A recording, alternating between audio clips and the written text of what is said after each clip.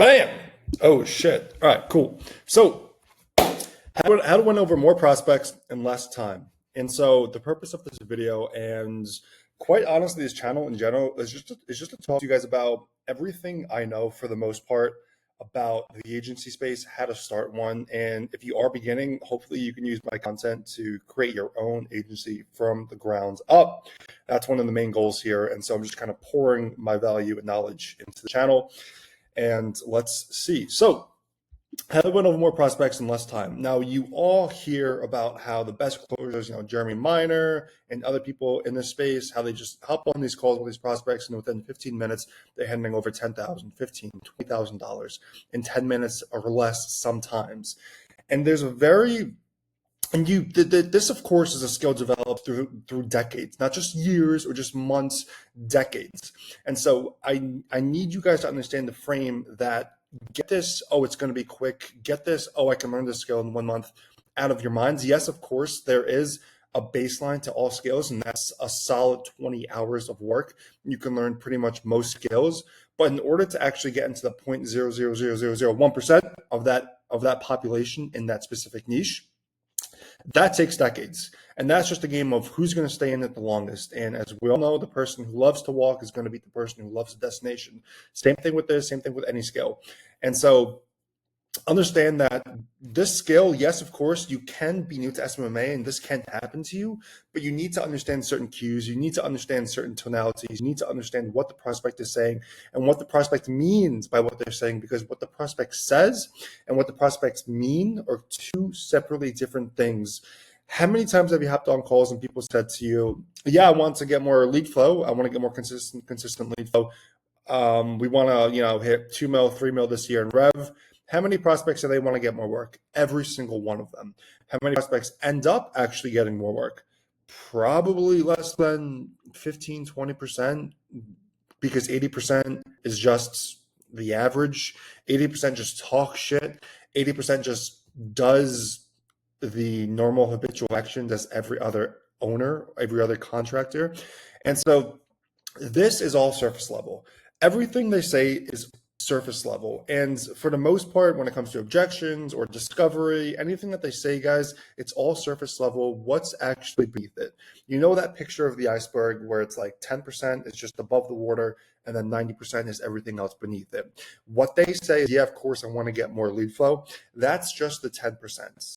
We don't pay too much attention to that. What we pay attention to is the actual reason behind it.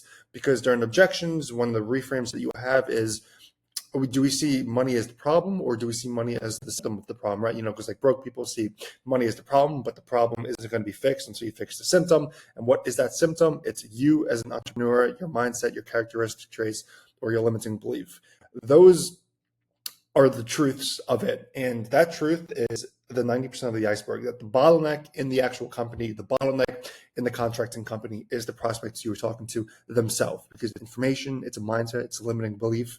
And recently I watched a Hormozy video, and I praise Hormozy on this channel all the time, because every single time I listen to him, or at least 80% of the time, I have those realizations moments. I have those epiphany moments where it's like, holy crap, why haven't I done this? Holy crap, why haven't I done this like this, or said this like this, thought about this like this? And one of those recently is, why do we choose to believe those limiting beliefs in our minds? Yes, of course, we are conditioned since birth through our sensory experiences, through your friends, through your family, through trauma, or whatever it is. We grow up with those beliefs, and it's just ingrained into us, and it's just conditioned into us, and it's just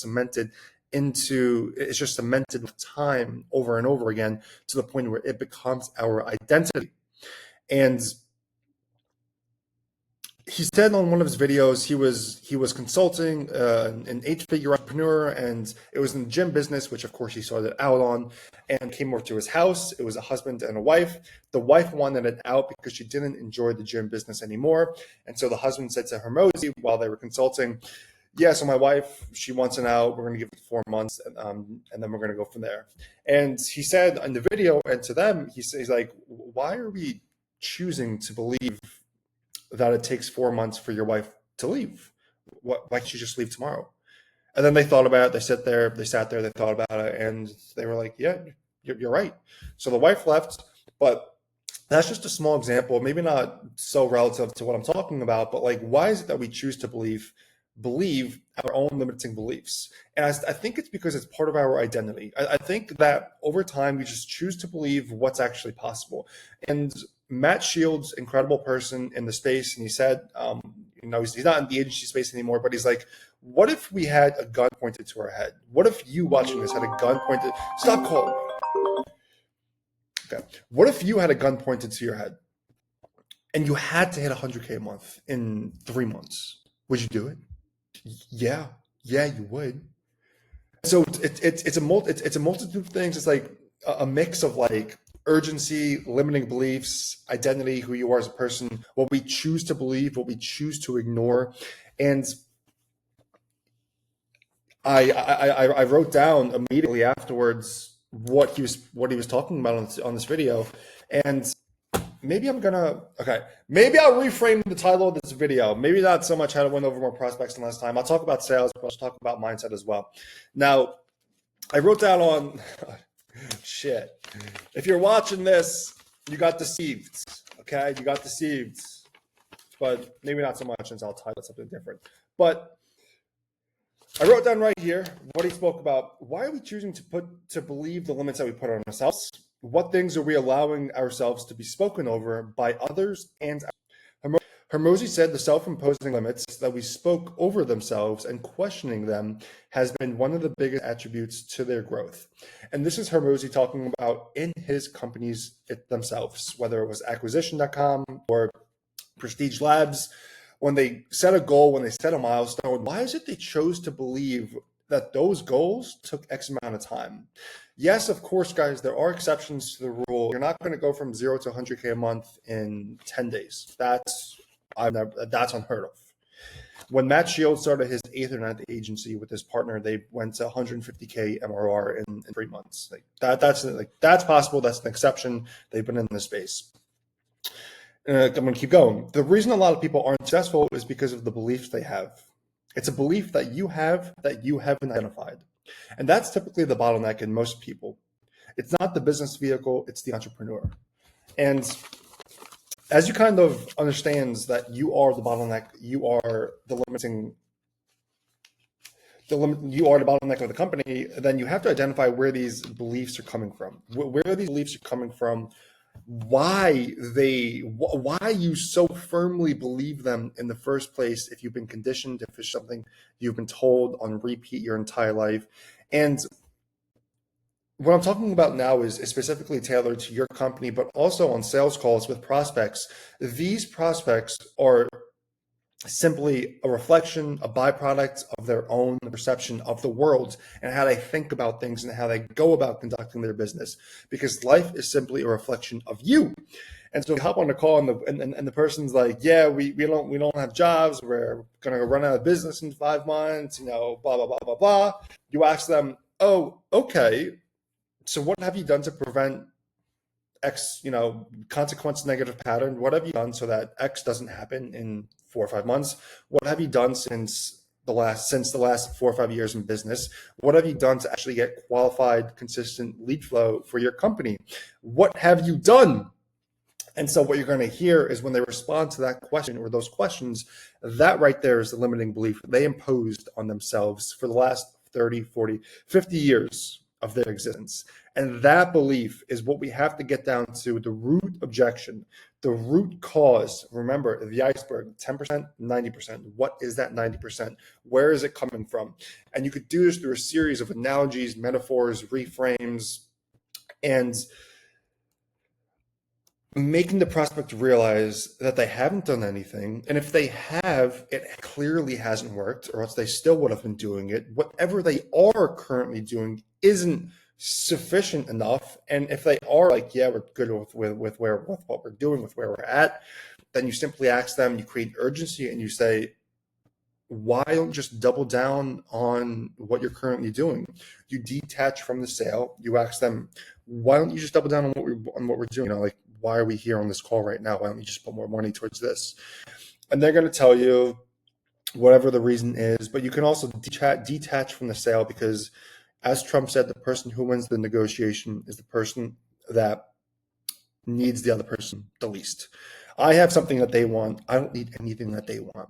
And so that's why it's so much easier to have a lot of conviction in your voice when you do get to a point where you are able to close left and right, because it's not about the money, because you're running like a seven figure marketing company. It's like, cool, I don't need an extra 2K and a headache from your broke ass. Like, I don't need that. Like, listen, man, are you serious about what you want to do, or are you not serious about what you want to do?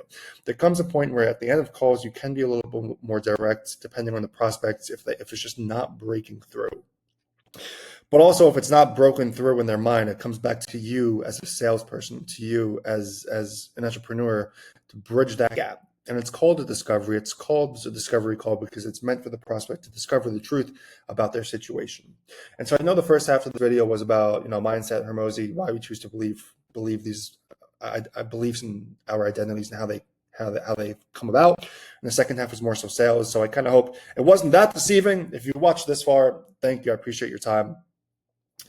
And I hope that this 11, 12-minute ramble kind of helps you understand yourself, your bottlenecks, in addition to that sales process of our prospects' bottlenecks, that they are the limits of belief.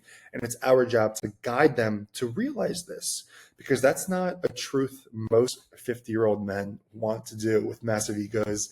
And they've just been doing the same. They've just been living the same day in life over and over and over again. And now you come along and tell them something new. Yes, it is good, but at the same time, you have to tread lightly, understand how you're asking these questions. Use tonality when asking these questions, because it's like, if you sound like you really care, which you should, because you're coming from a place of wanting to help, but if you sound like you actually care for these prospects on these calls, it's going to rub off on them.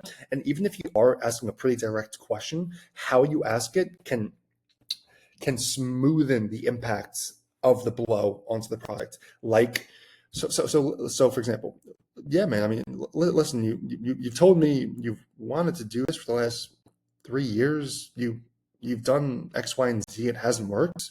You told me you haven't done anything since.